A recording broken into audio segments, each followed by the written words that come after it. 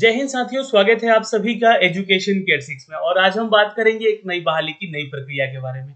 ये कर्मचारी चयन आयोग यानी कि एसएससी की तरफ से वैकेंसी निकाली गई है। अगर आप 10वीं कक्षा पास छात्र हैं तो आपके लिए एसएससी एमटीएस यानी कि मल्टीटास्किंग स्टाफ नॉन टेक्निकल में ये वैकेंसीज निकाली गई है।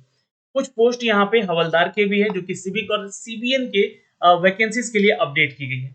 कुल कितनी पदों की वैकेंसी है, किस रीजन में कितनी वैकेंसी दी गई है, ये जानकारी देंगे आपको इस वीडियो के माध्यम से। लेकिन जो भी छात्र यहाँ पे 10वीं कक्षा पास हैं और सबसे इंपॉर्टेंट की एज क्वालिफिकेशन, क्योंकि देखिए 10 से लेकर 25 साल के एज में जो है ना, आपको बता दें 18 से 25 साल के एज में जो है ना, आप ग्रेजुएशन भी कर सकते हैं और आपका 12th भी कंप्लीट रहता है और 10th तो पास होते ही आप लोग। तो यहाँ पे वो ग्रेजुएशन वाला भी छात्र आवेदन कर सकता है जो कि 18 से लेकर 25 या 18 से लेकर 27 साल तक का एज क्राइटेरिया में फुलफिल करता है अपने एज को लेकर।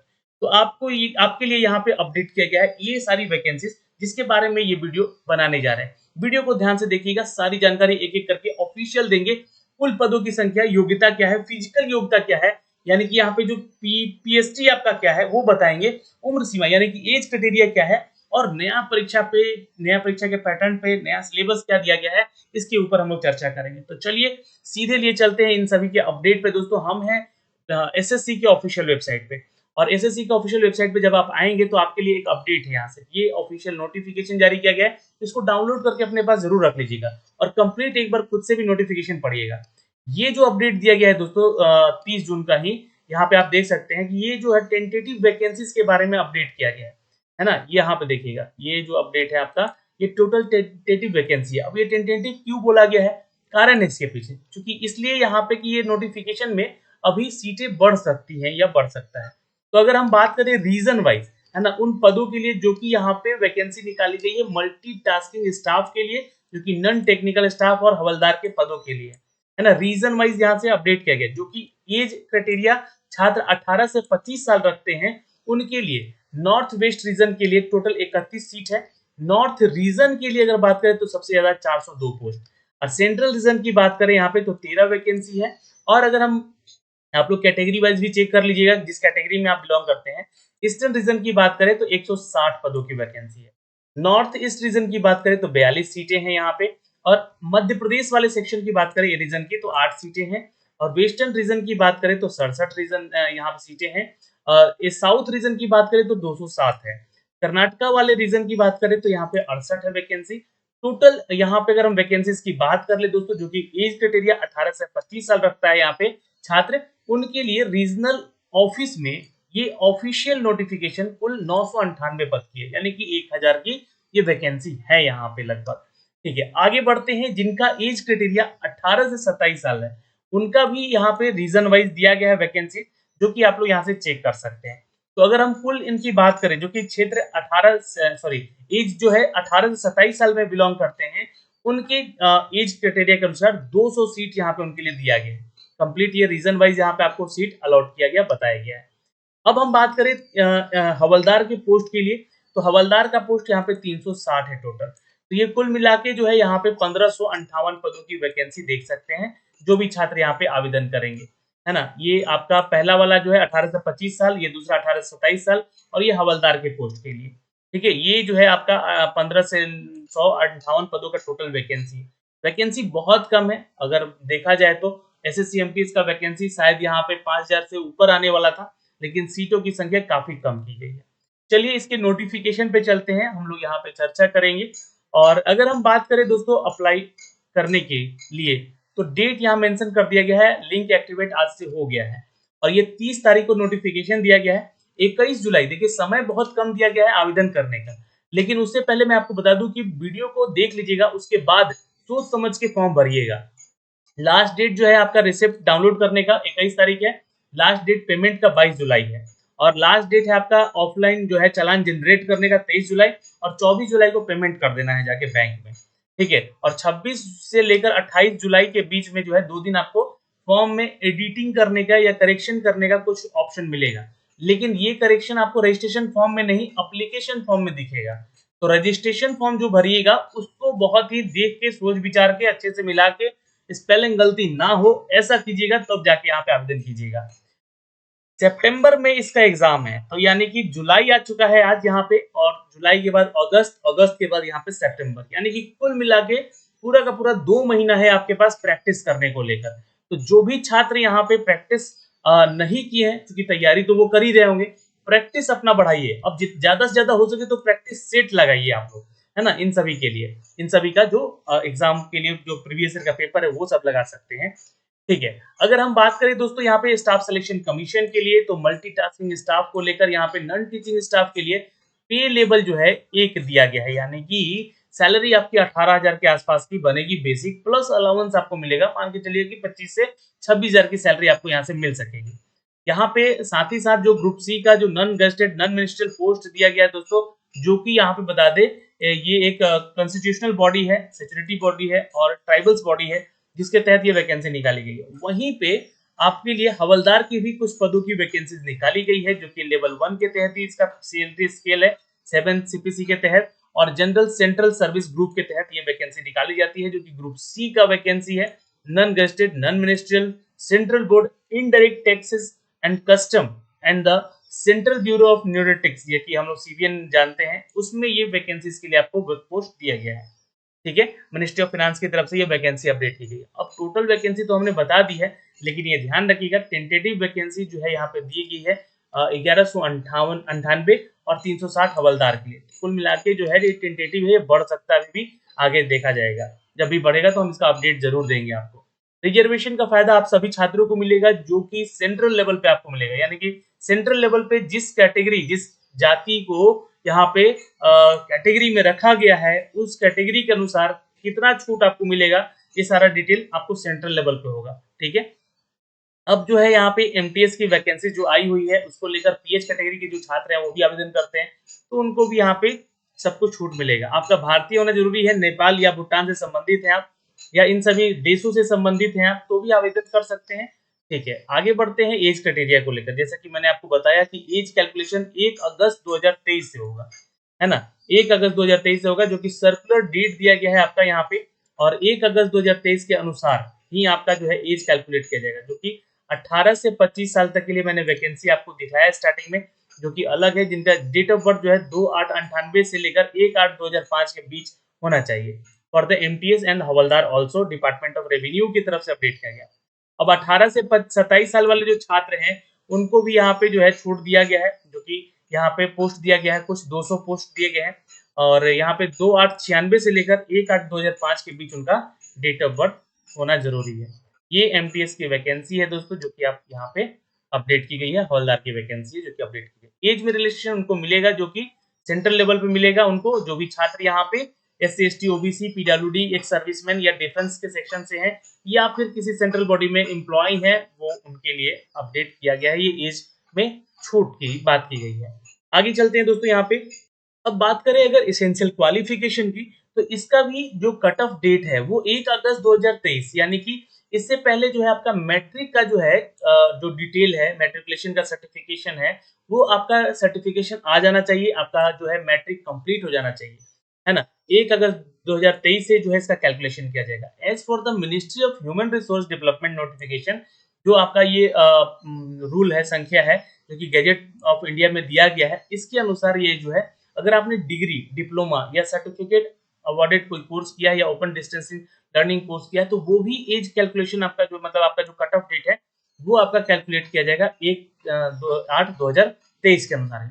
डॉक्यूमेंट वेरिफिकेशन के तहत जो सारी वो डिटेल आपसे ली जाएगी, जो कि आप इस फॉर्म को भरने के समय बताएंगे। अगर आपने यहाँ पे ग्रेजुएशन का डिटेल डाल दिया, तो आपका ग्रेजुएशन का सर्टिफिकेट वहां मांगा जाएगा, लेकिन मैट्रिकुलेशन का सर्टिफिकेट लगाना जरूरी है, क्योंकि इसी के आधार पर वैकेंसी है, और यहाँ से आपका एज कैलकुलेशन भी किया जाएगा दोस्तों।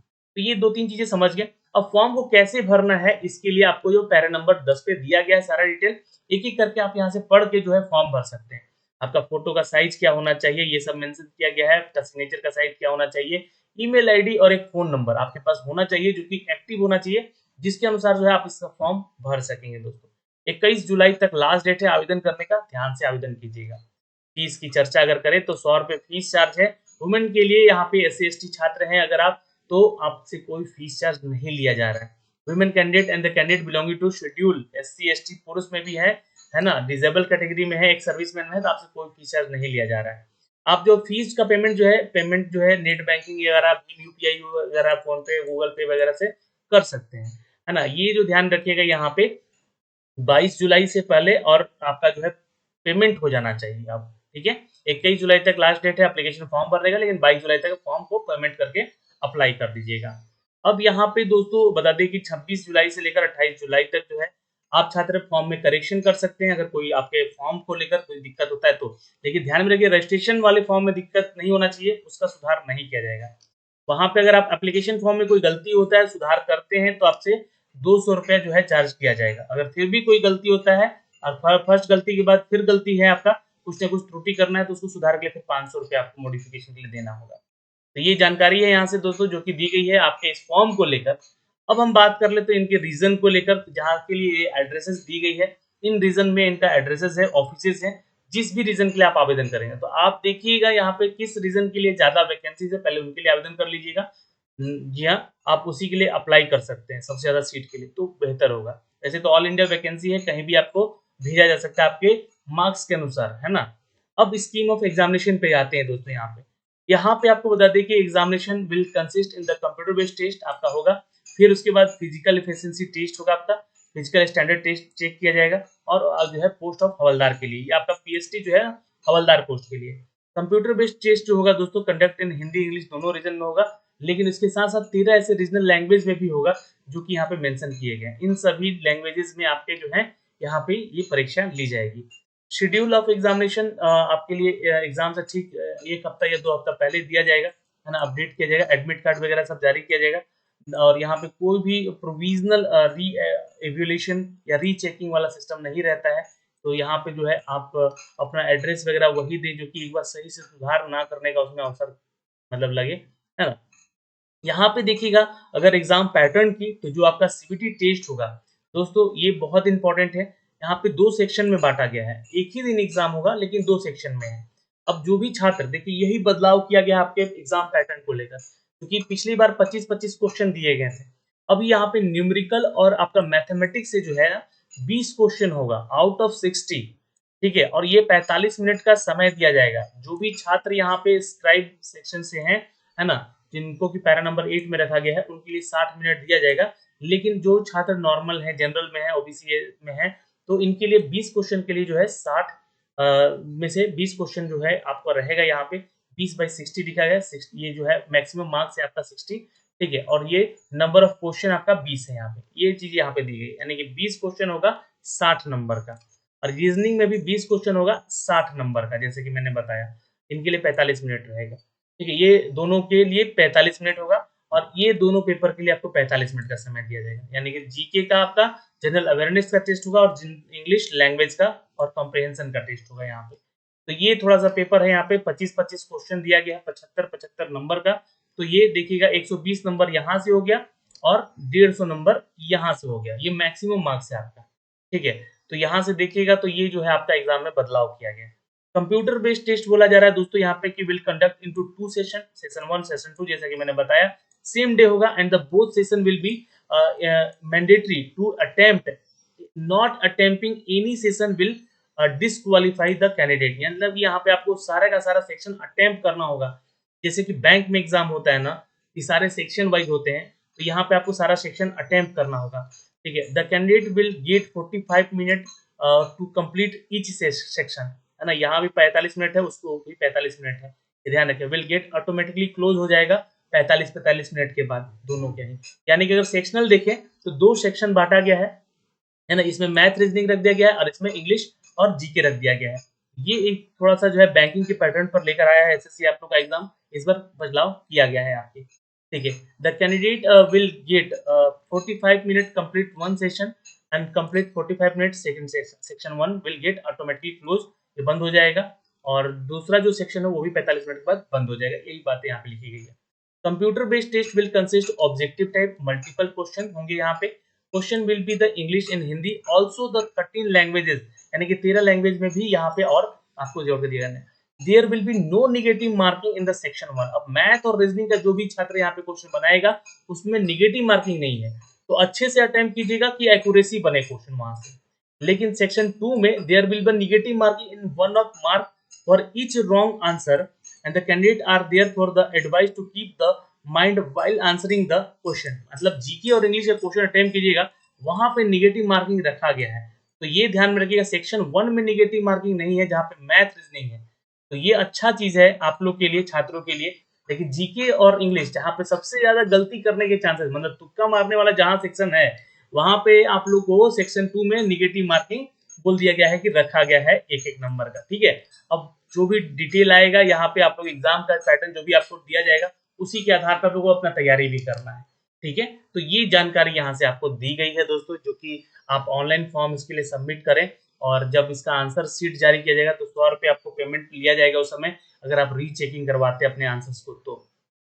ठीक है, ये आपका सिलेबस है, जो कि आपका सिलेबस में भी कुछ बदलाव किया गया है, जैसे कि आपका मैथ का सिलेबस में बहुत सारा जो टॉपिक है वो आपका अर्थमेटिक से जोड़ के दे दिया गया है, यानी कि पेपर आसान हो सकता है आपके लिए। इसमें एडवांस मैथ नहीं रहता यहाँ पे। ठीक है, लेकिन आपके लिए जो मैथ का सेक्शन है, स्कोरर है, आप 20 नंबर मतलब 20 क्वेश्चन जो बना के 60 नंबर ला सकते हैं, और रीजनिंग का भी 20 क्वेश्चन बना के 60 नंबर ला सकते हैं, है ना। ज्यादा क्वेश्चन नहीं छोड़िएगा, ज्यादा ज्यादा अटेम्प्ट कीजिएगा आप लोग। यहाँ पे ये रीजनिंग का आपका पेपर दिया गया है, यहाँ पे आप लोग ठीक कर सकते हैं, है ना। ये बहुत ही इजी सिलेबस है आपका, बहुत ही, जिसके आधार पे आप लोग एमटीएस की तैयारी कर सकते हैं। ज्यादा से ज्यादा कमेंट कीजिएगा, तो इसका प्रैक्टिस सेट भी हम लोग जरूर आपके लिए लेकर आएंगे। जनरल अवेयरनेस की बात करें दोस्तों, तो हिस्ट्री, ज्योग्राफी, आर्ट्स, कल्चर और सिविक और इकोनॉमिक वाले सेक्शन से क्वेश्चन होंगे।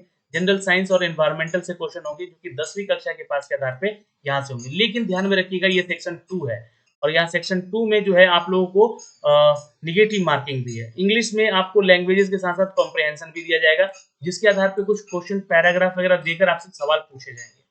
तो यहाँ पे निगेटिव मार्किंग है, थोड़ा बच के यहाँ पे चलना है।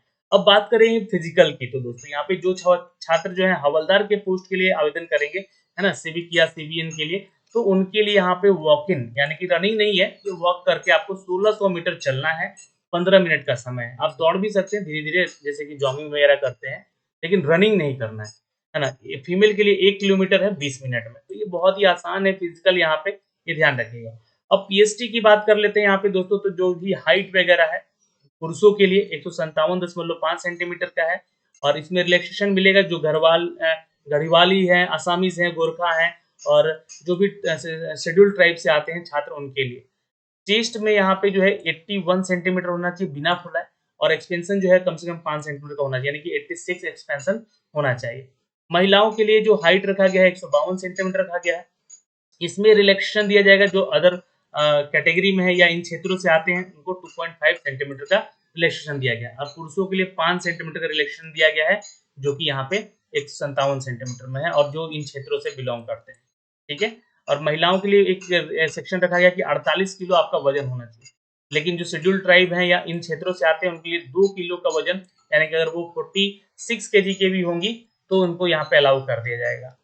पीईटी और पीएसटी जो है विल कंडक्ट बाय सिविक और सीबीएन डिपार्टमेंट की तरफ से, क्योंकि वेरियस सेंट्रल फाइनलाइज करेगा इसको, और the candidate may be called PET और PST to any centre across the India, किस कहीं भी जगह आपको इसके लिए बुलाया जा सकता है। Candidate may not that must fulfil the requirement of PET और PST prescribe recruitment section subject to expansion on the PWD candidate. ये देखिए यहाँ पे दिया गया है, जो भी छात्र कैटेगरी में है उनके लिए मतलब नहीं है, जो पीएच कैटेगरी से आते हैं, है ना, ये ध्यान में रखेंगे, उनके लिए है नहीं है।